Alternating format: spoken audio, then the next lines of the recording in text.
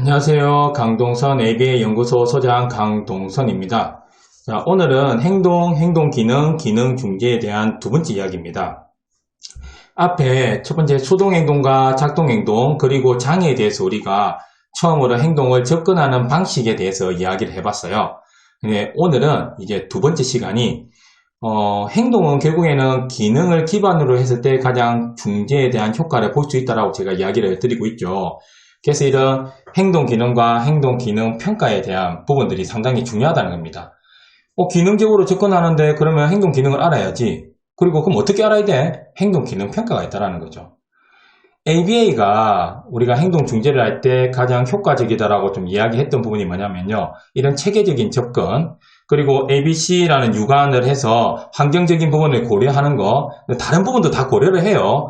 그리고 여러 가지 그리고 벌적인 방법보다는 긍정적인 방법을 쓴다 이런 내용들이 다 있거든요. 어떻게 접근해야 되는지. 하지만 ABA의 특성하고 가장 많이 맞는 거는 저는 행동 기능 평가라고 생각을 하고 있습니다. 그래서 오늘 이거에 대해서 한번 알아보도록 할게요. 그래서 오늘은 그 두 번째인 행동 기능과 행동 기능 평가에 대해서 알아보려고 합니다. 행동에는 다 기능이 있어요. 기능이 없으면은 행동이 아니라고 할 수 있겠죠. 왜냐하면 행동 기능이기 때문에. 그래서 우리가 지금까지 연구 보고서를 통해서 밝혀진 기능들이 있는데 거기에 대한 부분하고 전혀 상관없는 것이 나온다. 방금 파악이 안 된다라고 하면요. 제대로 파악했는지를 살펴본 후에 그게 아니라면은 단순히 우리가 말하는 행동적인 요소 외에 정서나 장애나 이 부분이 조금은 더 행동하고 다른 부분이 좀 강하게 작용했다고도 볼 수 있다는 거예요. 그래서 우선은 이것 또한 행동 기능을 알아보는 행동 기능 평가를 했을 때 우리가 잘 알 수 있거든요. 그래서 이 부분들을 한번 살펴보시면 좋을 것 같습니다. 제가 오늘 기능에 대해서도 알려드리고 그러면 기능 평가는 어떻게 하는데 라는 것도 알려드릴게요. 제가 계속 강조하지만은 ABA가 이 행동 기능 평가를 할 때는 가장 최적이라고 저는 생각을 하고 있어요. 여러 가지 자료들도 많이 있고 검증된 부분들도 많이 있습니다. 우리가 감으로 알 수 있는 행동 기능들이 있거든요. 그런데 ABA는 감이 아니라 과학입니다. 그래서 기능 평가가 필요해요. 나 이거인 것 같은데면 그건 맞는지를 확인해라 이거예요. 그래서 행동 기능 평가가 그만큼 중요하고 그리고 이 기능 평가에 대한 각각의 양식들이 있다 보니까 그래 기능도 알겠고 기능 평가 있다는 건 알겠는데 내가 해보기에는 너무 어려워. 그런데 적절한 양식이 있으면 어떻게 할 수 있을까요? 내가 잘 할 수 있겠구나. 나도 한번 해볼 수 있네. 그러면은 이 평가를 만드는 사람들의 역할은 간편하게 만들어주는 게 또 저는 역할이라고 생각을 해요. 저도 이걸 간편하게 할 수 있는 방법을 항상 생각을 많이 하고 있는데요. 그렇게 했을 때 현장에서 활용이 가능한 것 같아요. 이 절차 자체가 모든 게 다 전문가가 되기 힘들잖아요. 전문가가 되는 게 좋죠. 오랫동안 일하면 전문가가 돼야죠. 하지만은 전문가든 전문가지 않든 그 방법이 간단하면 누구한테나 다 좋을 수 있습니다. 그리고 실제 적용하기에도 좋을 수 있고요. 그래서 행동 기능 평가도 그 양식이 좋아야 된다라고 저는 생각을 많이 하고 제가 많은 저도 노력을 통해 가지고 간편하게 되고 나면은 많이 좀 알려드리고 때로는 보급도 좀 할 수 있도록 하겠습니다. 행동의 기능은 이전에 행동 기능에 대한 제 영상을 보시면 됩니다. 행동의 기능은 행동을 하는 이유입니다. 이유. 행동을 통해서 얻게 되는 거예요. 왜 그러는데? 무슨 이유인데? 니 이거 하려고 그랬네. 관심 받으려고 그랬네. 하기 싫어서. 뭐지? 그럼 우리가 특히 최근에 이 행동 기능 평가가 왜 중요하냐면요. 일반 우리가 발달 장애라고 하면은 의사소통이 상당히 낮을 수가 있어요. 그래서 도전적 행동이 또 다른 말로는 의사소통적인 행동이라고 할 수 있는 거거든요. 왜? 이 기능이라는 거는 왜 그런지를 물어보고 대답을 하면은 그 말이 진심일 때는 우리가 상담이나 대화를 통해서 가능해요. 근데 발달장애 같은 경우에는 기본적으로 의사소통 수준이 낮을 수가 있습니다. 대화되는데요? 자폐성 장애 아이들 대화된다고 다 되던가요? 선생님 어디에요? 전화가 이리 와요. 지금도 자주 오는데요. 선생님 어디에요?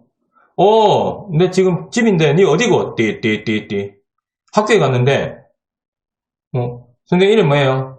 내 강동생인데 니 이름이 뭐고 물어보려는데 가버려요. 이건 대화가 아니라 확인받는 루틴적인 접근이라는 겁니다. 그래서 우리 특히 자폐 성향을 보이든 지적을 보이든 언어에서의 많은 지연을 보일 수가 있습니다. 그러면 우리가 이 기능을 말을 했다고 해도 그게 정확하게 맞는 건지에 대한 검증이 필요하겠죠. 그리고 때로는 무발화의 경우도 많이 있고요. 그러면 우리가 기능 평가를 하는 것은 뭘까요? 이 이유를 어떻게 알 수 있을까요? 관찰. 그래서 기능 평가가 더 중요합니다. 기존에 우리가 상담이나 안 그러면은 그 물어보고 나서 이렇게 파악하는 그 기조가 아니라 다양한 방법을 통해 가지고 이 행동에 대해서 파악하는 거. 그게 제대로 되었을 때 소통은 원활하지 않지만은 장애가 중하지만은 행동의 기능을 알게 되고 그러면 우리는 기능에 맞는 행동 중재를 접근해 볼 수 있다는 겁니다. 그래서 행동의 기능이 그만큼 중요하다라는 부분이고요. 3요인 유관에 대해서 제가 가져왔어요. 앞에 수동행동, 작동행동 할 때도 자 A-B 관계 수동입니다. B-C 관계가 작동이에요. 그 BC를 통해서 A도 이제 A에 따른 B 행동을 유도할 수 있는 것도 작동 행동입니다. 이게 하나의 다 조작적 행동 정의 뭐 이렇게 다 나오거든요. 근데 이제 여기서 이야기하는 거는 이게 왜 일어나는지, ABC의 이런 과정들을 보다 보면은 왜 일어나는지 결과를 통해서 안 그러면은 선행 자극을 통해서 이 원인들을 파악을 할 수가 있어요. 어떤 행동이 일어난지에 따라서. 그래서 이러한 부분들을 파악을 하는데 이걸 파악해 나가는 방식들이 또 행동의 기능이라고 보면 된다는 겁니다. 행동의 기능은 단순히 뭐 지금 5가지 소개하겠지만은 그것만 가지고도 이야기할 수 있어요. 하지만 그게 어떠한 상황에서 나오는지를 면밀하게 파악하는 것이 기능 평가가 되는 겁니다. 면밀하게 파악을 해야 기능을 알고 그 어떤 상황에서 그런 기능적인 행동이 나오는데라는 걸 알아야 그 중재가 가능한 거죠. 그래서 지금 최근에는 뭐 우리가 뭐 경쟁 행동 모델 해서 선행 자극이 있으면 선행 사건이 있겠죠. 선행 사건 중재, 행동에 대한 대체, 후속 자극, 후속 결과에 대한 중재 이렇게 나온다는 겁니다. 그게 나오기 위해서는 어떻게 해야 돼요? 행동 기능 평가를 통해서 상황에 대한 것도 면밀히 파악할 필요가 있어요. 그러기 위해서는 앞으로 나올 간접평가, 직접평가 다 해봐야 됩니다. 그리고 최근에는 우리가 기능성 평가 모형이라고 있는데 생태학적인 거. 선행 자극은요. 행동이 일어나기 직전입니다. 어찌 보면은 그 시간차가 거의 없다라고 보시면 돼요. 즉시 일어난다고 보셔야 됩니다. A 일어나자마자 B, A 상황이자마자 B 이렇게 생각을 하셔야 되는데 이제 E라는 게 왜 나오느냐라고 하면은 기분이 나빠서 물건을 던졌다. 뭐 과제를 하자고 하니까 기분이 나빠서 물건을 던졌다 될 수 있어요. 야단을 치든지 어떤 결과가 있을 수 있는데 평소에는 과제를 제시해도 그렇게 물건을 던지지는 않았어요. 근데 보니까 아침에 밥을 안 먹고 온다든지 안 그러면 잠을 잘 못 자고 온다든지 하면 그 행동이 심해집니다. 행동에 영향을 주죠. 근데 직전의 사건은 아니죠. 직전의 사건은 과제를 제시했지만 행동이 일어날 수도 있고 일어나지 않을 수도 있습니다. 그거는 조금 더 환경적인 걸 봐야 돼요. 부모하고의 관계, 선생님의 관계, 중재들 이 모든 게 다 생태학적이라고 보시면 됩니다. 그래서 PBS는 이 모든 걸 다 고려해서 어찌 보면 기능성 평가 모형을 가지고 우리가 생각을 해보는 것이 더 좋습니다. 그리고 저도 최근에는 이 E라고 할 수 있는 배경 사건들 있잖아요. 상황 사건들을 변화시켜서 행동을 일단은 예방하는 것이 더 중요하다라고 생각하는 입장이거든요. 그래서 그런 부분들을 한번 잘 보면 좋을 것 같아요. 행동 기능의 종류는 제 5가지라고 이전에 자료에 나와 있습니다. 첫 번째가 관심이고요. 회피고, 자동 감각적인 강화, 자기 자극 행동 있죠. 그 강함을 습득, 신체적 문제. 이 뭐냐면은 행동을 하는 이유가 뭔데 관심 받기 위해서 그러더라. 하기 싫어서 그러더라. 하기 싫으니까 가기 전에 뭐 머리를 박든지 안 그러면 소리를 지르든지 해서 그걸 안 하기 위해서 그 상황에서 그렇게 하니까 하지 말자. 아니 안 되겠다. 저 가 있어. 이렇게 배제를 시킬 수도 있고요. 어디 간다고 하니까 처음에 소리 지르니까 가는 것 자체를 차단하는 회피가 될 수도 있고요. 도피, 회피 이런 부적 강화에 대한 개념하고 연관이 있다고 이야기했어요. 자동 감각적인 강화, 자폐성 장애가 많이 보인다고 제가 이야기한 이전의 강의 한번 보시면 좋을 것 같아요. 강함을 습득, 최근에는 유튜브가 많이 이렇게 있죠. 음식이 예전에는 많았고 장난감이 있겠지만 최근에 유튜브 해가지고 보고 있는 걸 가져간다든지 그걸 제공하지 않으면은 TV나 유튜브 뭐 태블릿 PC 같은 거 부분을 뭐 요구하기 위해서 상당히 도전적 행동이 많이 나오는 경우가 있습니다. 신체적 문제도 우리가 빼놓을 수는 없을 것 같아요. 이게 정말로 신체의 어떤 몸을 계속 끌고 있다. 예를 들어 성기 부분에 몸을 끌고 있어가지고 얘가 성적인 행동이 있나? 라고 하겠지만은 그런 식으로 보는 것이 아니라 그건 아토피가 될 수도 있고 간지러움이 될 수 있거든요. 제가 아는 애도 중이염 때문에 오히려 몸을 때리는 경우가 있었어요, 머리를. 근데 왜 때려? 이게 싫어? 뭐 어때? 이러한 것만 파악을 했습니다. 근데 알고 보니까 중이염이 나와서 그걸 나는 불편해라는 말을 못하다 보니까 머리를 때리고 있는 거예요. 그래서 신체적 문제인지 아닌지도, 그래서 원인을 제대로 파악을 해야 우리가 중재를 할 수 있는 거예요. 신체적 문제가 있는데 우리는 다른 식으로 니 때리지 마라 좀 그러지 마 이렇게 해버리면 얼마나 억울하지 않을까요? 제대로 된 원인을 알았을 때는 우리가 해결책을 찾을 수가 있는데, 왜? 중이염이면 저도 중이염을 가지고 있는 사람으로서 뭐 튜브를 박는다든지 중이염에 관련된 약을 먹으면 해결이 되는데, 그거에 대해서 말을 못하다 보니까 보이는 행동은 뭐예요? 기능이 아니라 자신의 몸을 때리거나 물건을 뭐 주변에 그 기물 같은 걸 때리는 파괴하는 행동이죠. 이런 게 나타나는 거예요. 그래서 이런 부분들을 우리가 잘 파악을 해야 돼요. 억울하지 않게 중재를 효과적으로 하게 다 행동 기능을 파악하는 것이 중요합니다. 그래서 이런 부분들 한번 보시고요. 행동 기능 평가 제가 한 개씩 소개시켜 드릴 거거든요. 자, 여기에서는 조금 간단한 방법으로 좀 소개시켜 드리고요. 이후에 한 개씩 또 제가 자료를 소개하면서 작성하는 방법들 제가 좀 변형을 좀 하고 있거든요. 아까 말했죠. 간편하게 하기 위한 방법들을 절차를 가져가고 있습니다. 그게 다 완성이 되면은 제가 올려드리도록 할게요. 그래서 행동 기능 평가, 환경적인 원인을 파악하는 겁니다. 행동의 기능을 파악하는데 이거에 대해서 좀 더 환경적인 원인들 있잖아요. 이걸 파악하는 게 더 중요해요. 결국에는 이 기능적 원인에 맞는 대처 방법이 가장 효과적이라는 보고가 있다라고 제가 이야기 드렸고요. 중재하기 전에 파악하는 것이 필요하다라고 제가 이야기를 드리고 있습니다. 그래서 이러한 행동 기능 평가가 저도 이제 중재를 가면은 어떻게 하면 됩니까? 이거에 대해서 당장 위험한 상황이면 빠르게 파악해서 1차적인 예방 전략을 같이 고민을 해보겠지만은 그렇지 않을 때는 보다 면밀한 행동 기능 평가가 이루어진 이후에 접근하는 것이 조금 더 낫습니다. 이 기능 평가는 뭐 뒤에 양심만 가지고 하는 것뿐만 아니라요. 선생님이나 부모님이나 의뢰하신 분들을 통해 가지고 제가 아이에 대한 기본 정보를 듣는 것도 다 기능 평가 일환이라고 보시면 됩니다. 그러한 특성을 모르고 기능에 대한 환경을 모르고 이야기할 수는 없는 거거든요. 그래서 행동 기능 평가 방법은 현재 우리 국내에는 자 이런 형태로 하고 있습니다. 실험 분석 같은 경우에는 우리가 보통 말을 하는 임상 부분이죠. 다른 요인들을 다 배제하고 관심인지 회피인지 그 요인만 딱 해가지고 이거 맞네라고 하는 겁니다. 하지만 현실적으로 실험 분석은 힘들어요. 실험 분석이라는 것이 말이 실험 분석이지 그렇게 했다라고 해도 반응성이라는 게 있어요. 아이들은 내가 관찰되고 있다든지 환경이 바뀌어버리면 평소하고는 또 다른 반응을 보이기도 한다는 겁니다. 그래서 실험 분석은 실제적으로는 이루어지기가 쉽지가 않고요. 직접평가 ABC 기록부 많이 이야기하죠. 아까 ABC 선행사건 행동중재 요새는 생태학적인 부분 EABC 해서 이렇게 많이 진행이 됩니다. 그리고 이제 언제 일어나고 뭐 몇 번 정도 일어나는지 3포도를 가지고 측정하기 위해서 좀 하는 부분들도 있습니다. 따로 측정하고 3포도 하는 경우도 있고요. 3포도를 통해서 측정을 그냥 그대로 하는 경우도 있습니다. ABC도 똑같아요.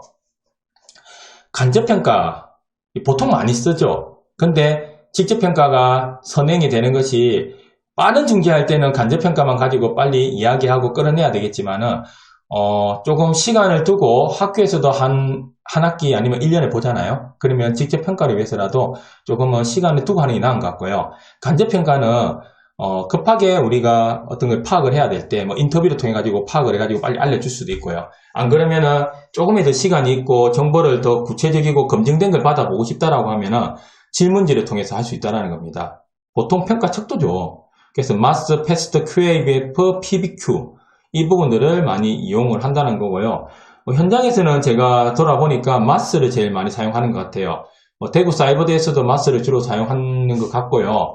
그리고 기존에 저도 학부 때도 있지만은 동기 사정 척도라고 하는 마스를 많이 사용했던 것 같습니다. 근데 이후에 저 QABF가 좀 그래프 형태로 나오다 보니까 많이 활용하는 것 같고요. 또 최근에는 또 패스트 형태로 해가지고 하는데 이걸 복합을 해가지고 하나의 행동 관찰 기록지, 행동 기능 기록지, 안 그러면 행동 기록지 해가지고 최근에 복지 쪽에서도 많이 사용하고 있습니다. 이걸 다 파악을 해버려요. 근데 그 서류가 좀 많아져 버리니까 분명히 오랫동안 기간이 있을 때는 그 작성하면 저는 좋다고 생각을 해요. 하지만 간단하게 빨리 중재를 알고 싶을 때는 좀 간단한 방식들도 같이 병행을 해야 되지 않는가 라고 보고 있습니다.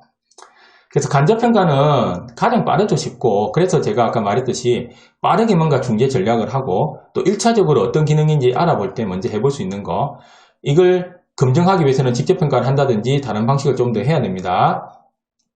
그래서 잘 알고 있는 부모나 형제, 그리고 서비스 제공자는 뭐 선생님이 될 수도 있고, 실무원 선생님, 복지 쪽에서도 뭐 사회복지사 선생님, 특수교사, 아니면 활동지원사 선생님이 다 될 수 있겠죠. 그 인터뷰나 설문을 통해서 자료 수집하는 겁니다. 그래서 패스트 최근에 저는 좀 활용하면 어떨까라는 생각을 하고 있어요. 도전적 행동이 일어나는 이제 상황에 대한 평가를 통한 거거든요. 그래서 간접평가가 기본적으로 이 행동, 뭐 우는 행동, 때리는 행동, 뭐 구체적으로 조작적 정의는 하겠죠. 이 행동이 일어났을 때 우리가 뭔가 관심인지 회피인지 이걸 알아보는 거라면요. 패스트는 그래도 어떠한 처리를 해봤어요? 언제 일어나요? 이런 약간은 산포도, 이게 직접 평가에 대한 부분들을 조금 보완할 수 있는 게 있더라고요. 그래서 저는 패스트가 조금 빠르게 할 때는 패스트를 해보는 것도 좀 좋은 것 같다라는 생각을 하고 있고, 거기에 약간 보완할 수 있는 부분들을 제가 지금 좀 해보고 있습니다. 여기에서는 우리 보통 기능 하면은 관심, 회피, 자동 감각적인 강화, 아까 강화물 습득, 그리고 신체적 문제라고 했잖아요. 때로는 마스에서는 신체적 문제 빠지거든요. 여기에서도 사회적 정적 강화, 사회적 보적 강화, 자동적 정적 강화, 자동적 보적 강화 되어 있는데, 이게 내나 관심 다 들어가 있습니다. 우리의 모든 행동은요, 사회적 정적 강화, 사회적 보적 강화, 자동적 정적 강화, 자동적 보적 강화로 다 이해할 수 있습니다. 이해할 수 있어요. 행동이 일어나는 거는요, 이걸로 이해할 수 있다는 겁니다. 잘 보시면 행동의 원리를 보면 잘 알 거예요. 우리 행동은 이렇게 다 이루어진다라는 부분이고, 이걸 이제 간단하게 파악을 할 수 있어요. 양식이 기존에 나와 있는 양식을 보면은, 자, 이렇게 패스트 해가지고, 아까 제가 말했던 이러한 뭐 관계되는 분들, 어떤 요일에, 어느 정도, 그리고 어떤 뭐 상황에서, 그리고 언제 사용한 중재 방법은 이걸 아니까, 간단하게 체크해서 기능을 평가하는 것보다는 조금 더 자세하게 알 수 있죠. 그래서 패스트에 대해서도 조금 제가 자료가 개발이 되면은 좀 자세하게 해드리도록 할게요. 이거 보면 어렵지는 않습니다. 예, 아니요 해가지고 항목에 동그라미 되어 있으면 여기 점수를 더하시는 분들이 있던데, 그게 아니라 하나, 둘, 셋, 네 개 중에서 한 개인지 두 개인지 세 개인지 네 개인지 아니면 없는지 이렇게 해야 된다는 겁니다. 그래서 이런 부분들 하고, 저는 뭐 해당 사항 없으면 이제 없어져야 한다고 생각을 해요. 아니오로 그냥 제한하면 될 것 같습니다. 이 두 개의 차이가 없다라는 겁니다. 그래서 이런 부분들 한번 보시고 점수를 하면은 간단하게 기능 평가를 할 수 있다라는 거고요. QABF는 제가 이전에 뭐 강의에서도 많이 좀 강조했던 부분입니다. 기존에 제가 주로 강조하는 그 기능의 5가지가 정확하게 나와 있고요. 25개 문항, 그러니까 한 기능당 그러면 5개 문항이 되어 있겠죠. 5기능이니까요. 그래서 이런 5가지의 잠재적인 강화 요인을 파악을 하는데, 시각적으로 분석 가능하다는 장점이 있어요. 자, 아까 부분은 다 뭐 점수로도 알 수 있는데, 우리 상대적인 부분 알려면은, 안 그러면은 어느 정도인지 알려면은 시각적인 자료가 좀 중요하기도 하거든요. 자, 이렇게 체크를 할 수가 있고요. 좀 제가 변경한 부분입니다.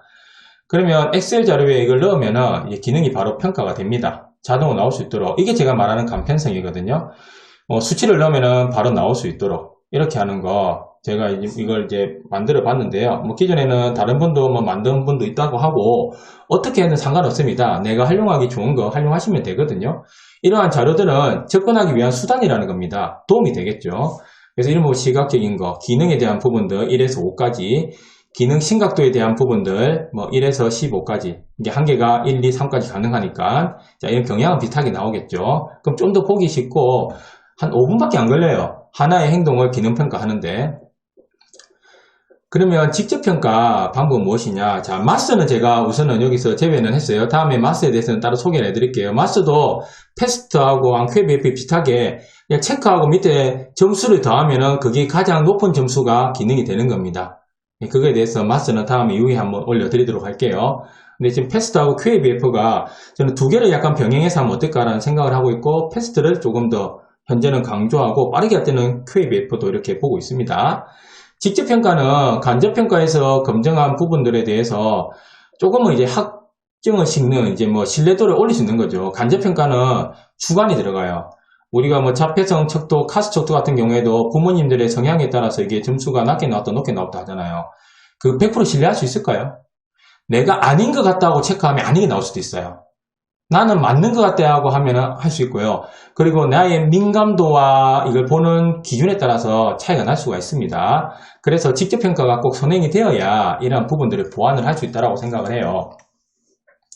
산포도 같은 경우에는 시간 단위마다 그리고 발생하는 여부를 할 수 있죠. 학교 현장에 촬영하기 용이해요. 왜냐하면 학교는 시간표별로 되어 있거든요.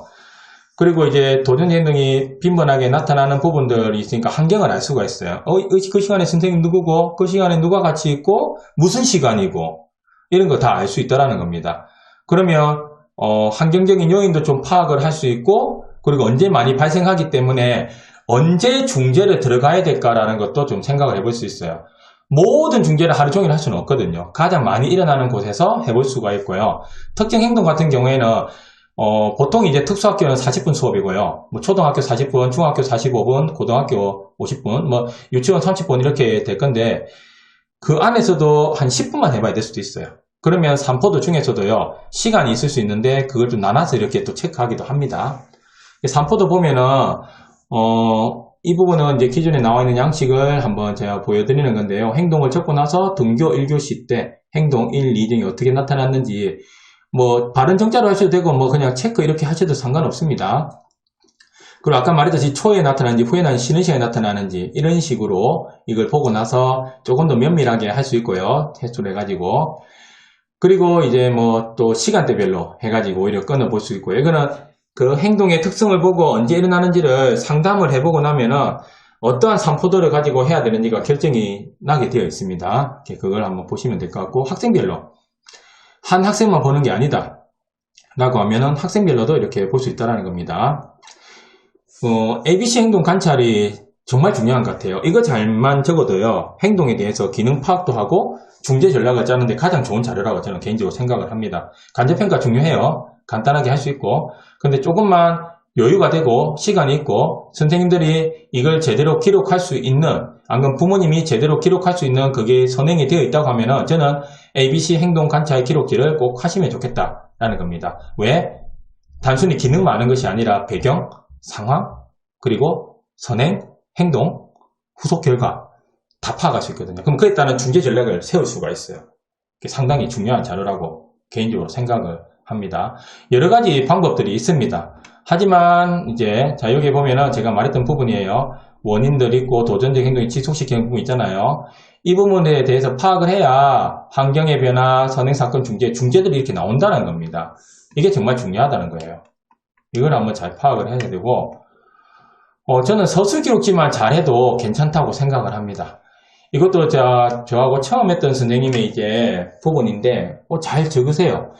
제대로 이제 적지 않는 부분들도 분명히 있습니다. 그런데 조금만 이거 예시를 보고 조금 이야기를 듣고 나서, 그러니까 한 번에 바로는 힘들겠죠. 몇 차례 진행이 될 때는 ABC 서술 기록지를 일정한 시간을 두고 조금 진행하는 게 좋지 않은가 라고 생각을 많이 하거든요. 이 작성 방법도 제가 이후에 기존에 영상이 하나 있었는데 그 영상을 조금 수정해서 올리려고 지금 내려놨고요. 제가 수정해가지고 ABC 서술 기록지 하는 방식에 대해서도 좀 자세하게 알려드리도록 하겠습니다. 근데 예시 자료하고 보면 어느 정도 적으실 수는 있을 겁니다. 자, 이번 시간은 제가 행동 기능 평가에 대해서 알아봤어요. 뭐 기존에 간단하게 소개한 영상들은 있긴 한데 다음에 더 자세하게 하도록 하고요. 그러니까 1단계, 2단계, 이게 수동행동, 작동행동, 그리고 장애에 대해서 알고 나서 기능평가에 대해서도 기존에 알고 있는 그냥 행동 기능평가 하는 게 아니다. 다양한 방식이 있고 여기에서 간편하게 해서 좀 접근을 하면은 현장에서 사용할 수 있는 방식으로 저는 만들 수 있다고 생각해요. 그래서 기관이 됐든 선생님이 됐든 여러 가지 자료를 제가 드리는 자료나 안 그러면 제가 양식 만드는 게 있을 수도 있고요. 안 그러면 기존에 좋은 교수님들하고 많이 올려놓은 자료들 있잖아요. 그런 걸 활용해가지고 나한테 가장 맞는 이런 기준이 있으면 좋을 것 같아요. 그렇게 하면은 나름의 자신감을 가지고 행동 중재에 접근할 수 있지 않냐라고 저는 생각을 합니다. 자, 그러면 오늘도 제 영상을 봐주셔서 감사합니다. 구독, 좋아요 부탁드려요.